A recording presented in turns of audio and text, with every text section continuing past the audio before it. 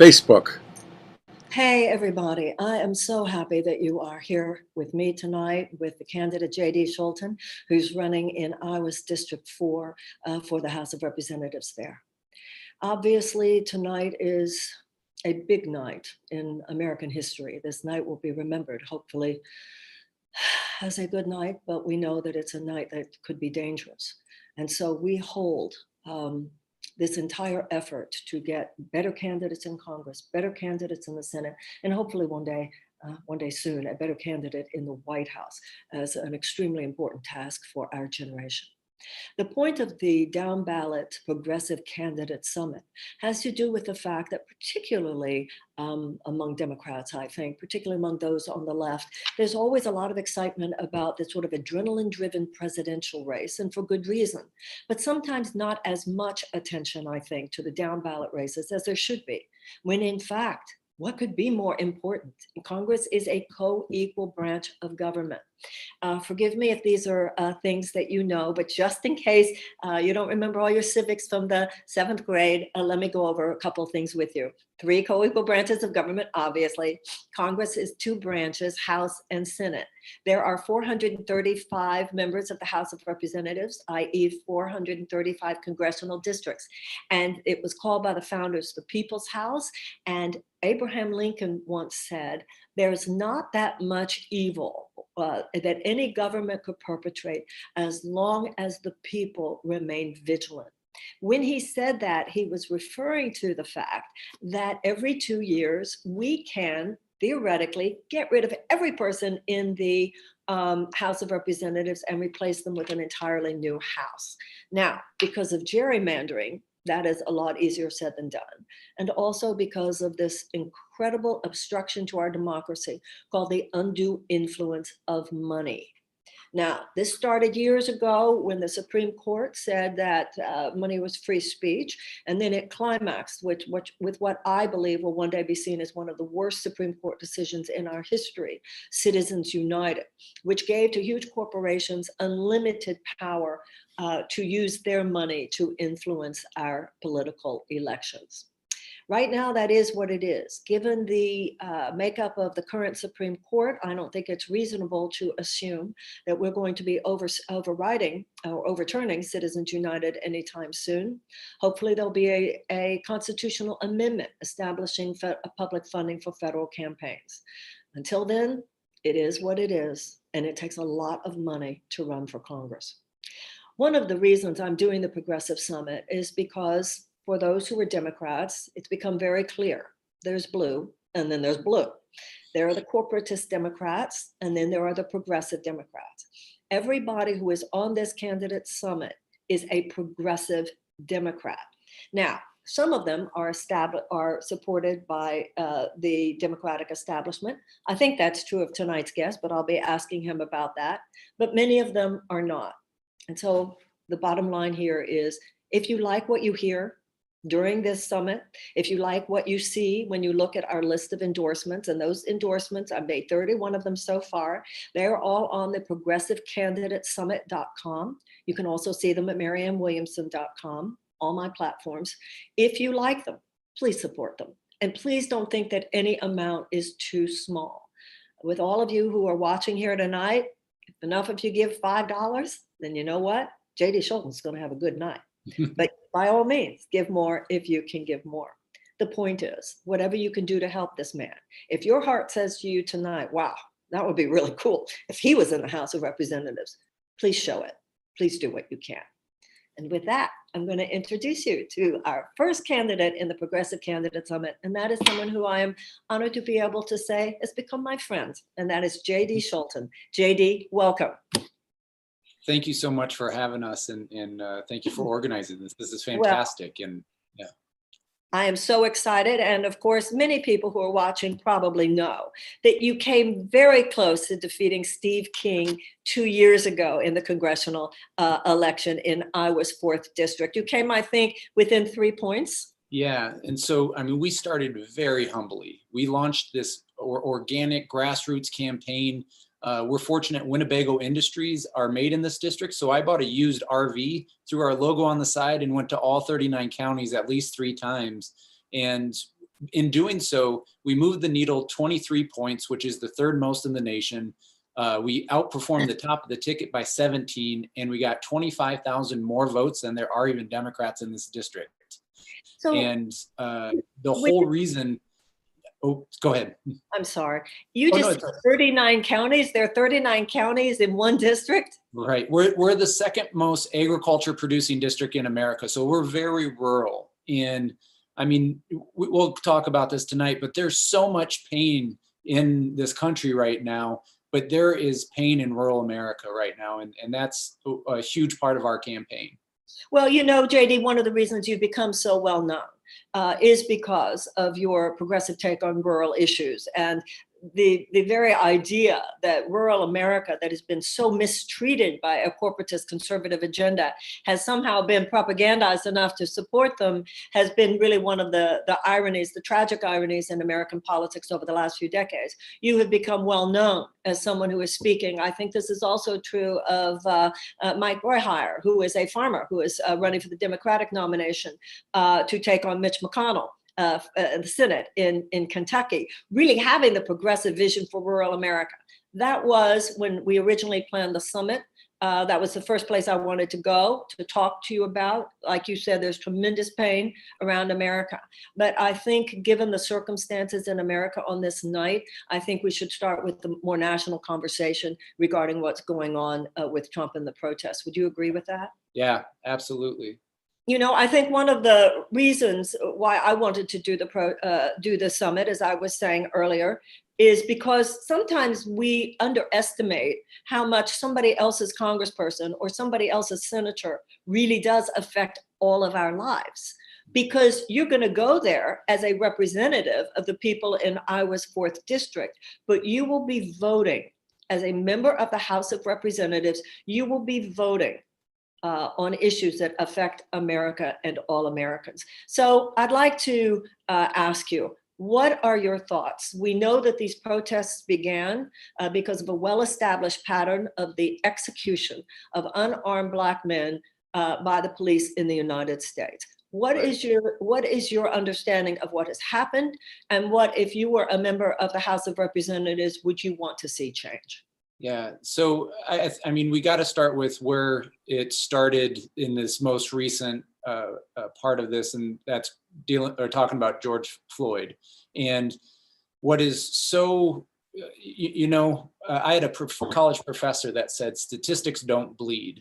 And so you can read off all these statistics that are very dramatic and traumatic, but until you hear a story or see a story, and America saw that and felt that with him and felt the disgust and just the frustration, and we're seeing that continue on and on. And it's especially for me because I know that area very well. Minneapolis, I lived there for a little bit and not in that area, but I had friends in that area, and some of those bars that they protest near. I know that, and it's in my heart. I love that town, and my parents and my sister are all up in that area. And so what we're seeing as a what I would say, the one thing that I'm very frustrated right now with how the media is seeing this, they're continuing to show the protest and they show even the violence of it because it makes for good TV, but they need to be focused on the actual reason why we're protesting and continually to bring that up. I feel that is something that we really need to push the media on and saying there's a reason why there are protesters all throughout the whole nation, and it's injustice, it's racial injustice, and we need to continue to fight for equality. And I feel that's a good place to start the conversation. Well, it seems that as you were saying, we all saw, unfortunately, we saw the man's murder on video, but we've seen others. We also saw Eric Garner. We also know very, very clearly what happened to Felipe Castillo, et cetera. This was the spark that was just too much. And I believe that not only is it George Floyd, it is all the others who, like him, including women such as Breonna Taylor, not just men, but also I believe even accumulated layers of trauma beneath that have to do with economic injustice, that have to do with other forms of criminal injustice, that have to do with environmental injustice.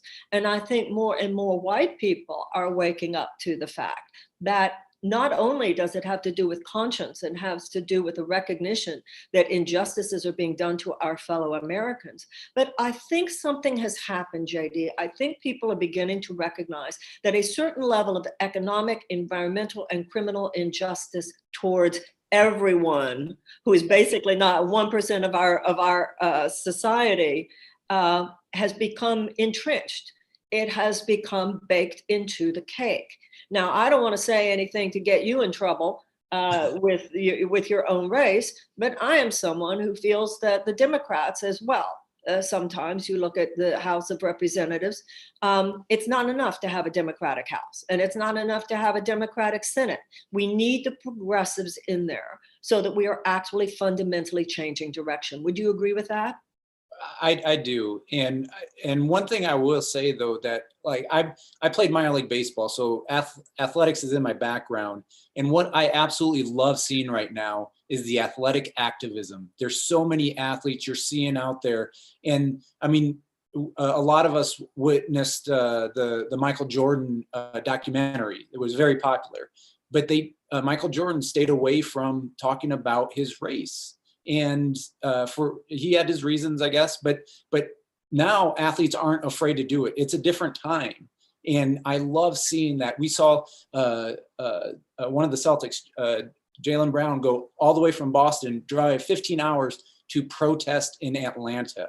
And you see all these on social media, all of it. But then you also see the irony. You see today the San Francisco 49ers did one of those blackout tweets, but then they're the same team that got rid of Colin Kaepernick. And so you see kind of the injustices that are out there. Yeah.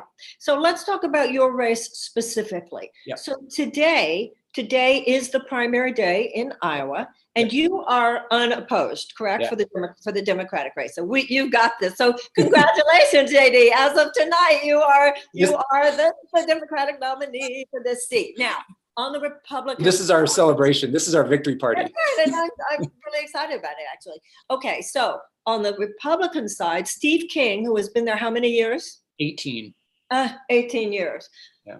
Okay, so he is, and I think it's fair to say, a notorious white nationalist. I mean, he himself has said things much so that even the Republican Party has kicked him off committees. And right. So the Republican establishment, correct me if I'm wrong, the Republican establishment has actually mounted the opponents that are running against him. So you won't know until late tonight, probably, unless your people have told you already, right? You'll know tonight who your opponent is going to be. Yeah, we expect polls close here in about 45 minutes. And so then, but most of the voting's been absentee, and we've never had that before. So we don't really know how long it's going to take for them to filter, if they've been doing it all day or if it's going to go into the night. So we shall wait and see. It's as far as everything we can see, it's a close race, but I think at the end of the day, I'm not a betting man, but I would put a coin on King just because he's been the incumbent for so long.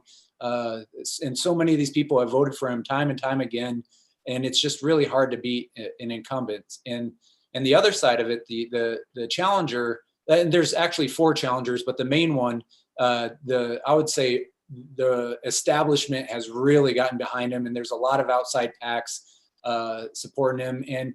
And I mean, when you look at the one side, you have Congressman King and all that goes with him, and then on the other side, you have a very corporate friendly candidate who you know what, this district has been hurt by multinational agriculture monopolies.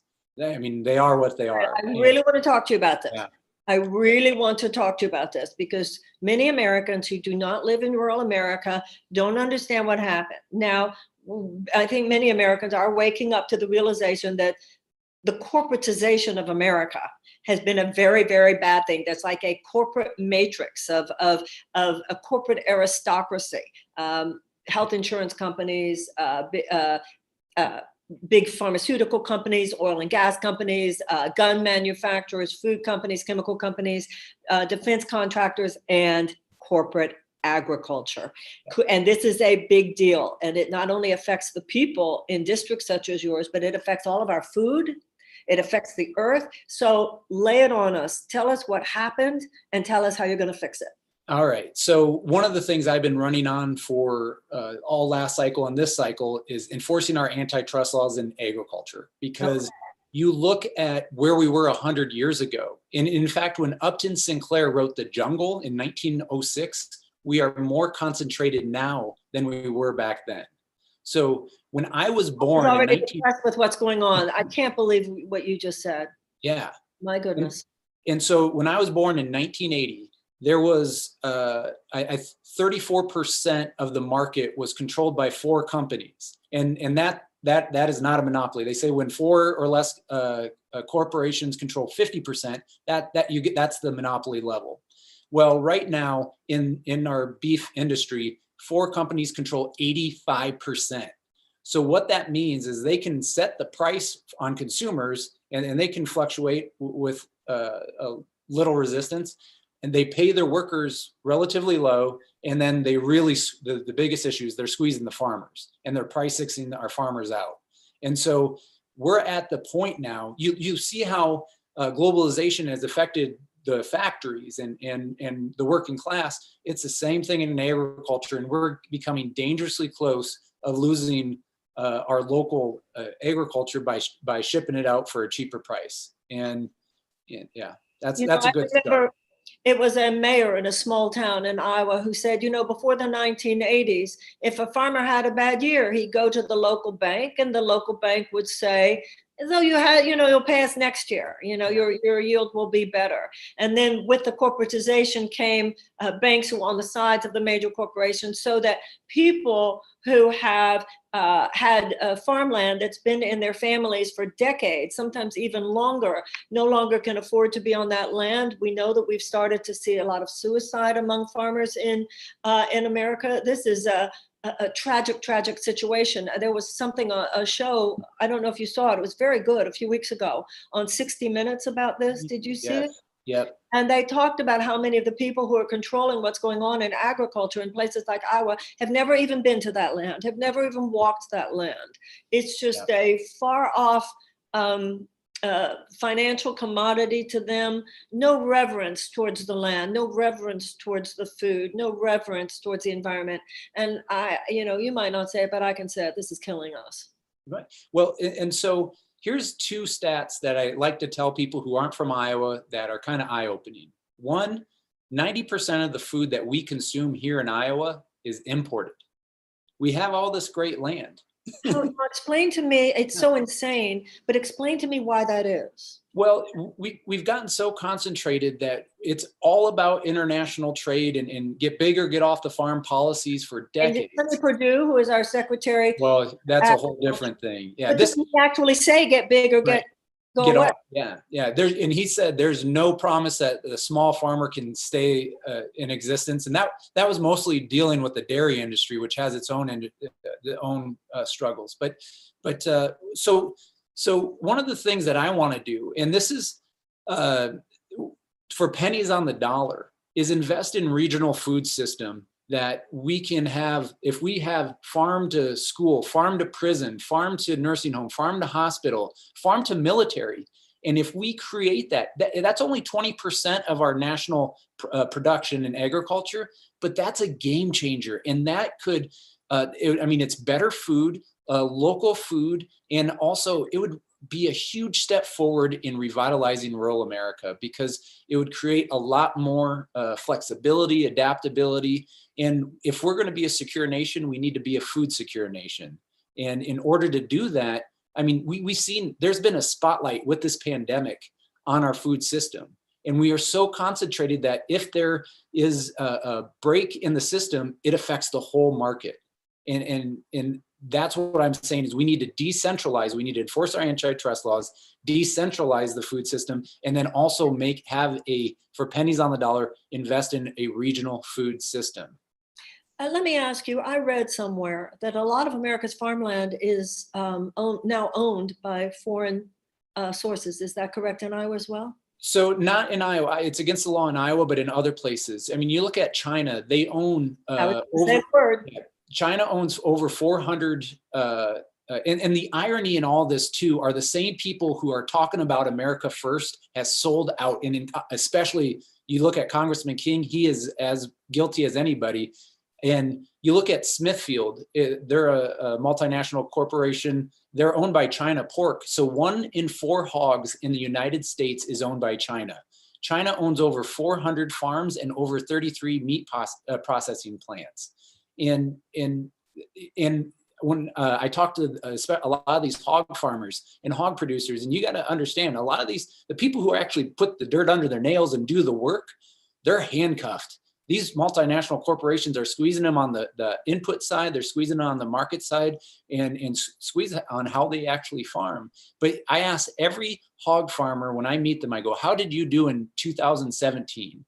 And almost all of them will say, at best, they made cost of production, at best. And then I go, well, the CEO of China Pork made $291 million. That's more than Elon Musk. That's more than Tim Cook at Apple. So it's heartbreaking, actually. Yeah. It's more than dysfunctional, it's heartbreaking. I was also told by rural mayors on my presidential campaign that before the 1980s, when rural mayors needed help, they needed help to make sure they had sewage systems, to make sure they had schools, to make sure they had roads, to make sure they had hospitals, to make sure that they had all the infrastructure that would make for people wanting to come in, start their families in small town environments, and that before the 1980s, the government would not only give them low interest loans, but would include with those low interest loans a lot of grants. And that starting in the 1980s, that stopped.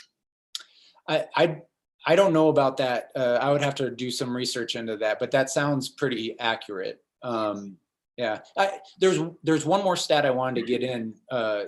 The apple juice, and this is the other stat that I like to tell people that their eyes open.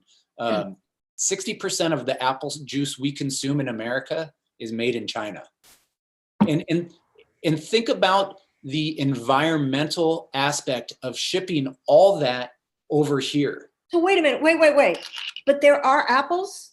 No, I think it comes from, I don't think we ship it there. All I know is that the concentrate is made in China, and then it gets shipped over here. And I just look, even though apples aren't a thing that people associate with Iowa, there's a bunch of orchards around. And just think of if we just focus. And the other thing to remember is that almost all agriculture is policy driven. It's all policy driven. The international trade, it's all policy driven. So we can create the future that we want, but we got to get people in Congress who are willing to not just do the status quo, but we have to look out for our communities, our rural communities, our farmers, and our environment. And the point, of course, is that they support the status quo because the status quo means their donors, means the economic influence, the undue economic influence of these huge multinational corporations, in this case, particularly agricultural corporations, which have actually turned our Congress too often into a system of legalized bribery, which is why people like us need to support you. And I want everybody who's listening, please remember, go to Scholten for Iowa, SCHOLTEN, numeral 4, Iowa.com, and give whatever you can. It's going to be a tough race. Yep. Lost by only 3 points last time. The Republicans are looking at that race and they're going, we got to be careful. He's a rock star, which you are. People all over the country know about him. And they're gonna put up a big fight, aren't they? This race, yeah. Right. And we got to do. Yes, you were saying. Well, and we are a people-powered campaign. We don't take corporate PAC money. I don't think any corporations really want to support you. Anyway, but you got us. You got us. Exactly. And that's it. I got people, and the history of this district is actually pretty unique because two of my political heroes are Tom Harkin, who became senator, and a guy named Berkeley Bedell. And Berkeley Bedell just passed away at 98. And He ran, and on his 1982 reelection poster, I have it right here, and it means the world to me. So it's his 1982. Does the 1% now own your government? Does the 99% have a chance? How can we rescue our democracy? 1982. And those two gentlemen represented what is now the 4th District, about 80% of it from the mid 70s to the 80s before the now Senator Harkin went on to run for the Senate. So, well, a lot of these problems that are now stage 4 cancers, I remember when they were stage 1 cancers, and I remember when the conversation was already there. We have a couple of women who want to ask you questions. When we come back, I want to circle back to the race issue, because I want to know what we're going to do to change things. And also, of course, I want to talk to you about the president and what's happening now. But is that okay with you if we go to a couple of questions? Absolutely. Okay. So there is a woman named Melissa Haley, and we're bringing Melissa on. And Melissa's going to ask you a question. And hi, Melissa, how are you? I am great. How are you? Great. Thank you. Thank you for being with us. Lay it on JD Scholten and let him hear your question. Okay. So JD, as you know, immigrants are an integral part of our community here in Sioux City. They are the backbone of our meatpacking industry in Iowa, and some are providing this service undocumented. During COVID-19, these hardworking individuals have been deemed essential workers. The truth is that they have always been essential to our community in Iowa. I would like to know what steps specifically you would take to ensure a quick and clear pathway to citizenship for these essential, hardworking members of our community. That's absolutely, I mean, that's a great question. And Thank it's you. the irony that Steve King is our representative, because it's so far from the truth of what we need in this district. When I first went to all 39 counties and started talking with people, in Jefferson, Iowa, the grain elevator down there needed 39 employees for their harvest, and they didn't get one American citizen to apply. And when I went to Storm Lake and had my first town hall last cycle, a woman came up to me and she said, I just became an American citizen. It took 17 years and $17,000. And I think that part of it doesn't get discussed enough. We're way behind in the judiciary and having enough judges to process all this. It takes years and thousands of dollars, and we got to shrink that up. For DACA, we absolutely got to pass the DREAM Act to protect them. We need, I think there needs to be a step between citizenship, though. I think there needs to be a residency first, so these people can work. And if they choose to continue to be a resident or a citizen of wherever they come from or wherever they're born, that's fine. But then also they need to earn the right to become a citizen. And so I think those are the steps that we need to do. Our immigration system is so broken. It is just so disheartening, and it goes into, I feel it's part of all this that's happening right now. It's part of the national, the frustration and the kids in cages and all the heartbreak that we saw down at the southern border. And we really need to come out of this and have a humane immigration system. Well, also, it's very connected, of course, to the whole white nationalist threat, because many of these immigrants in districts like yours are from Somalia. Is that correct? Somalia. Some of them are, yeah. So we're talking about people of color in many instances, which takes us back. Are you satisfied, Melissa? How did he do? He did wonderfully. Okay, great. Thank you so much. So that takes us back, of course, JD, to the issue of what's going on, George Floyd, the protests, et cetera.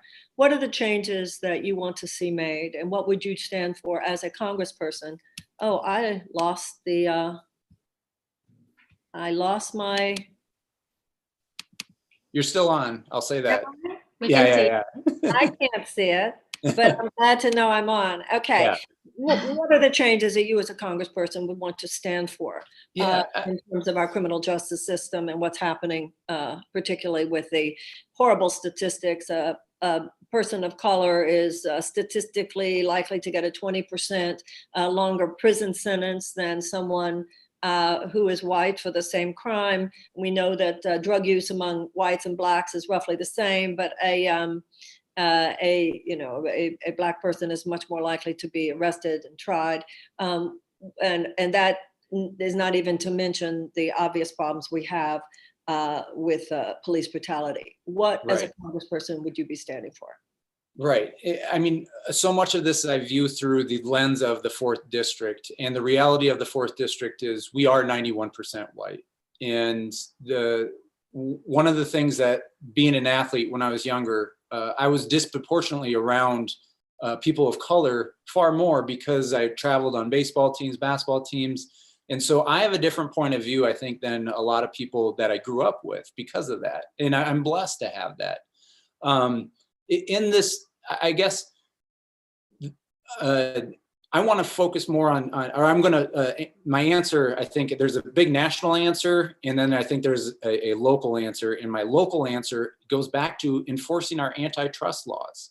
These jobs at these meat packing plants that, when I was a kid, when we moved here into Sioux City in 1984, that was a good job. You got paid $16 an hour, and then they deunionized, and now they went immediately from $16 an hour, they went to $5 an hour, and then they've been creeping up, and now we're back up to $16 an hour. And the people who are getting tested and testing positive for the pandemic and COVID-19 are predominantly in these meatpacking plants are people of color, and this is part of it all.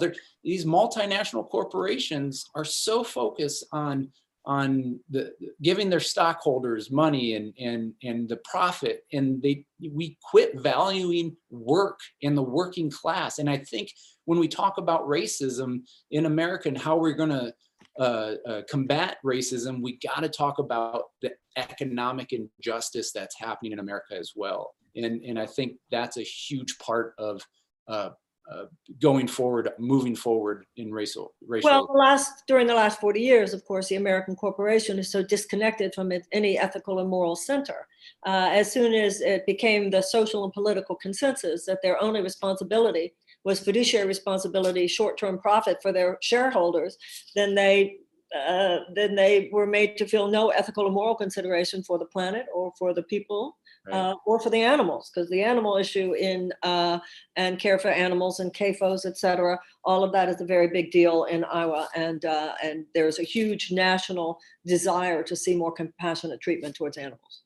And one of the things that I really want to see is for the Democratic Party. And that is, we can shape it. If we get people in Congress, if we have a stronger voice and we're going towards that way, but we got to keep on going. We need to, I feel, have a Dollar General coalition. And I say that because in my district, almost the majority of small towns are struggling to keep their local grocer alive, and Dollar General's coming in and undercutting them. And so that means the money you pay to Dollar General goes to their headquarters or Wall Street. They pay their workers $8-9 an hour. They don't sell fresh produce. They don't sell fresh meat, and it's hurting this district. But that same pain, when you go into some of these urban areas that have food deserts, it's the same thing. And absolutely, and that's a large part of our healthcare system. As I said during the campaign, we have a sickness care system. We have such a higher level of chronic illness among Americans and among people in other democracies of comparable wealth. And a large part of it, of course, has to do with the diabetes. A large part of it has to do with the chronic heart disease, has to do with the obesity, much of which comes from what you just said. Even in states where we're with a food basket, we're not giving a nutritious food, providing nutritious food for the people even who live there. And for the reasons that you said. So I want to bring Astrid Escobar on, because she is someone who has a question for you, another question for you. So let's bring on Astrid Escobar, and then I will ask you a couple more questions before I let you go. Astrid, hi. Astrid Escobar, thank you for being with us. So I guess my question would be, recently and throughout this presidency, we've seen a lot of inflammatory statements coming out of the White House. And Marianne, you touched on some of the racist rhetoric that Congressman Steve King spews. So my question would be, how do you go about healing in the 4th district? And like, that's something that's incredibly important for me, just as like a minority that has been demonized, and has, watched a congressman demonize like people of color. So. Go for it, JD. Okay, and I think this also goes into what we were talking about, and how I said there's the 4th district problem, and then I think overall as a nation, I think when we talk about especially the amount of people of color who are disproportionately hurt by a lot of our policies, you talk about we should end cash bail, we should not have mandatory minimums, we shouldn't definitely not have private prisons, and we need to have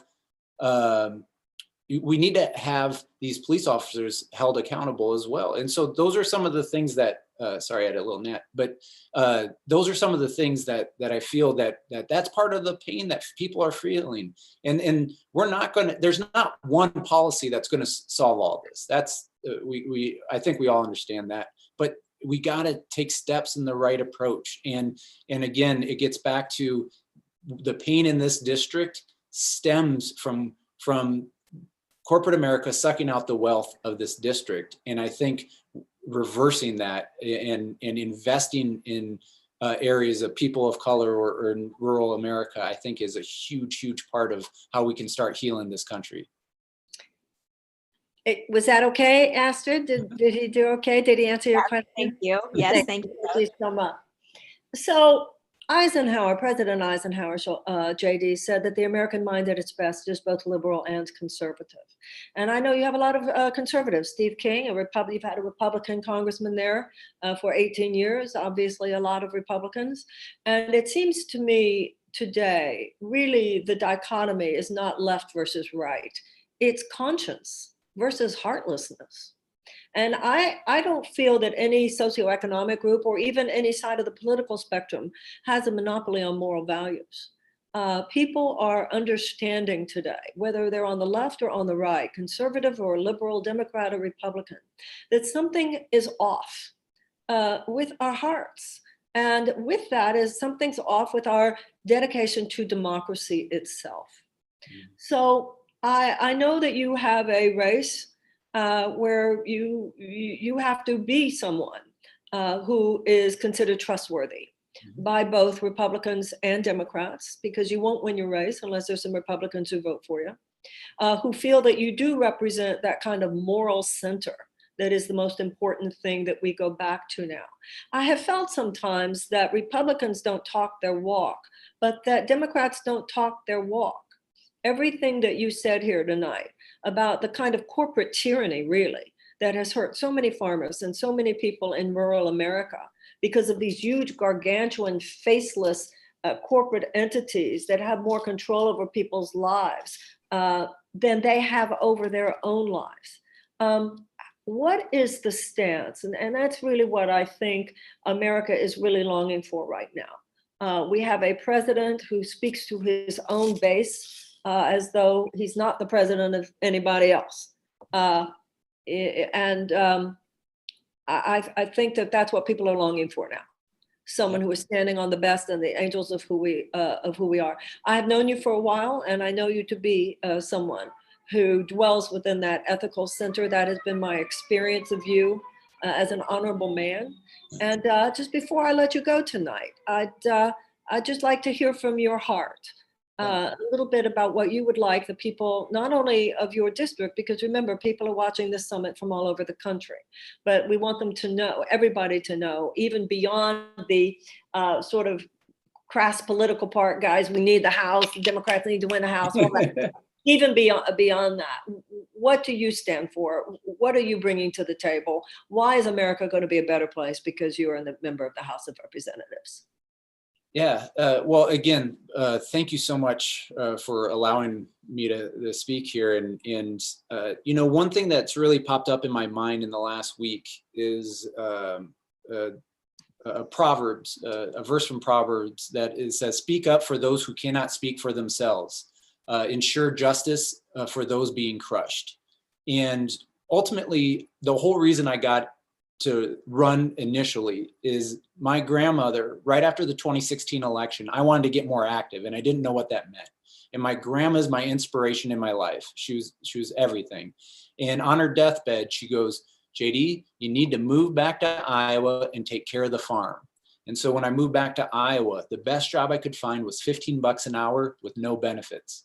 So I created my own job, and in doing so, I was on the hook for my own health insurance. And then for about a month, there was nobody in this race on the Democratic side. And I couldn't let Steve King go unopposed. And so we launched very humbly last time. And what I did was I got on my campaign RV, went to all 39 counties, and just really talked to anybody and just welcome everybody to the table. It doesn't matter if you're white, black, or brown. Doesn't matter if you're a Democrat, independent, Republican. Whoever you are, we invited you to the table, because that is democracy. And we may not agree on everything, and that's all right. But at the end of the day, you know where I stand, and you know my ethics and my morals. And that is how we move the needle, and where we started from absolute scratch to where we ended up. And we picked up right where we left off. And our organic grassroots campaign in Western Iowa has just grown and grown and grown.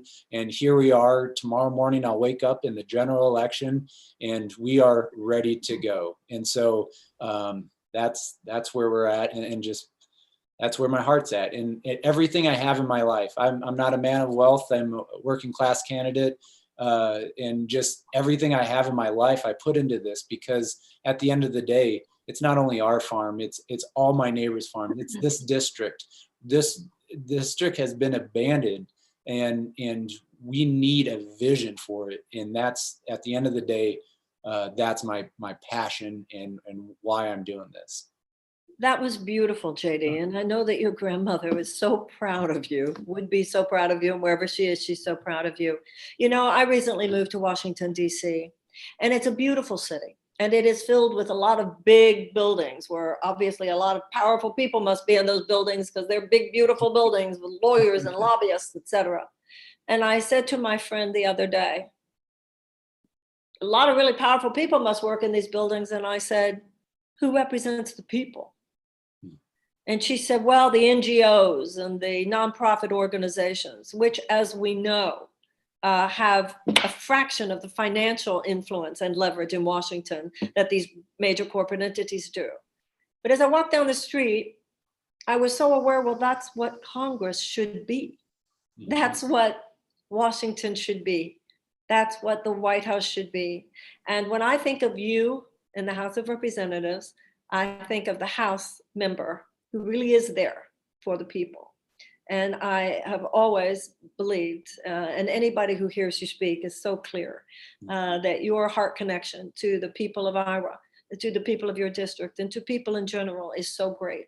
And it's that level of compassion, that level of heart, that level of ethics and real moral certitude that I believe America is hungry for right now. And I wish you the best. It's very exciting. I want to congratulate you, because really, technically, as of tonight, you are, once again, the Democratic nominee for the congressional election, House of Representatives, Iowa District number 4. And regardless of who your opponent will ultimately be, I hope that everybody who's listening here tonight, and I hope that you will share this recording. I hope you will tell your friends. I hope that you will do everything that you can to support J.D. Scholten in Iowa 4. And once again, Scholten for Iowa, SCHOLTEN,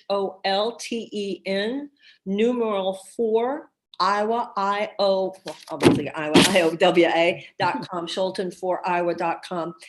Try to do this before midnight tonight, because of the way all the legal ramifications are of what's, during what period of FCC filing your money came and so forth, will be of greater value to him.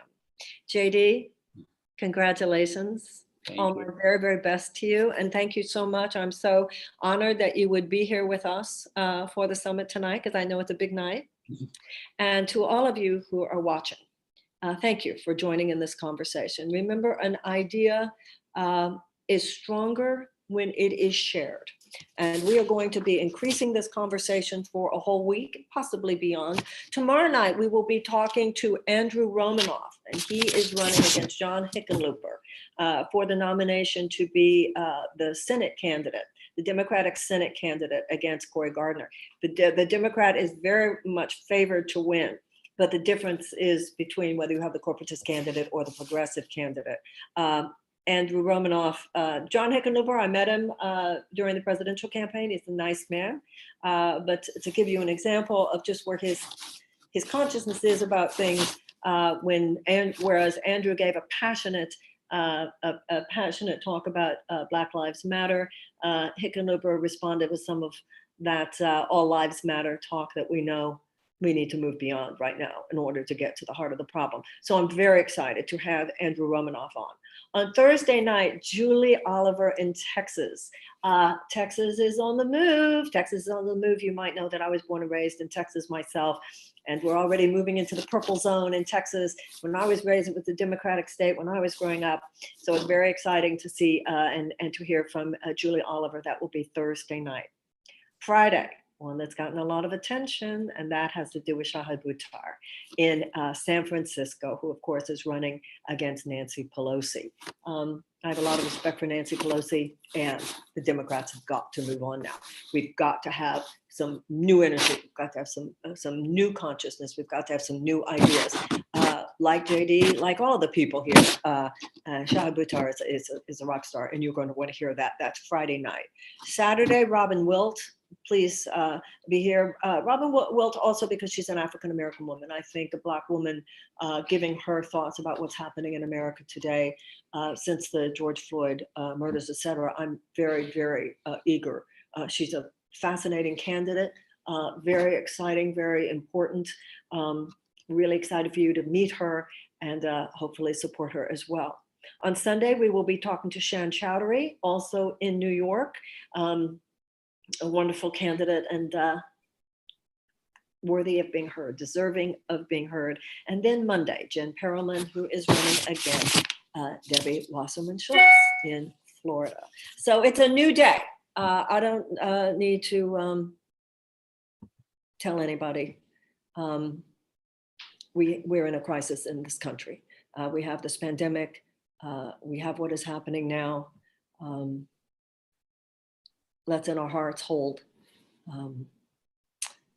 blessing and protection for all the peaceful protesters. You know, I live here in Washington. As I mentioned yesterday, I was at the White House, not at the White House, but with the peaceful protesters in front of Lafayette Park. And I'm telling you, it was peaceful. It was just people gathered. I left about an hour and a half before the president came through and the group was tear gassed. But unless things really, really change, and how could they have been violent? What was there to loot? There aren't any stores around. Let's pray. Also, as I posted tonight on my Twitter page, during the Battle of Britain, the British people took a minute of silent prayer, a meditation and focus at 9 p.m. every night. And I suggest that we do the same at 7 p.m. wherever you are.